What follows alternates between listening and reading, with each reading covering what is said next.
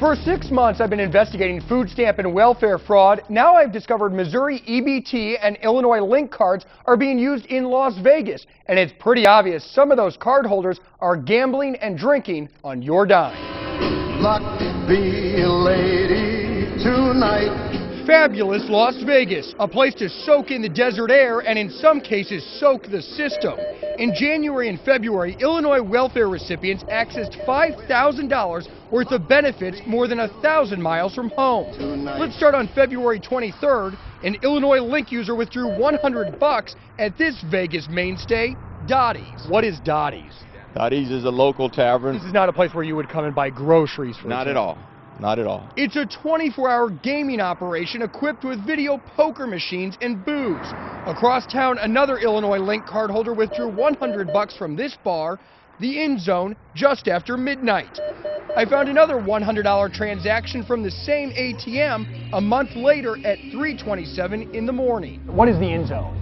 It's our local neighborhood bar. A place where customers belly up to a bar filled with gambling options. The owner wasn't happy to hear about our findings. If they didn't do it, maybe, just maybe, our taxes would be less. When we took a look at the records, we didn't see any transactions inside the major casinos like the MGM, the Bellagio, or Mandalay Bay, and that's because the major casinos on the Strip block welfare cards, and that's because of the company that programs their ATMs. We've made the decision as a company to block those cards when we're provided that information. Scott Dogie is the vice president of Global Cash Access. His company supplies ATMs to casinos along the Strip.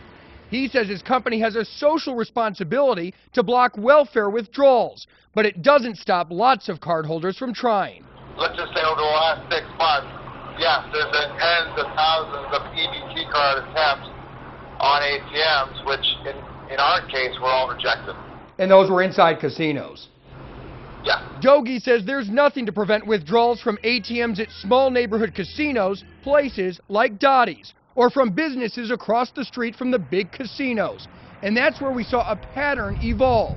An Illinois Link user made 3 cashback purchases, one right after another, at this CVS pharmacy in the shadow of the Monte Carlo.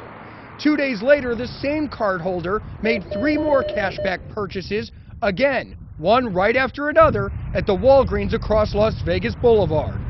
Oh, thank heaven for 7-Eleven. $200 worth of Link funds were withdrawn at this store directly across the street from the Las Vegas Convention Center.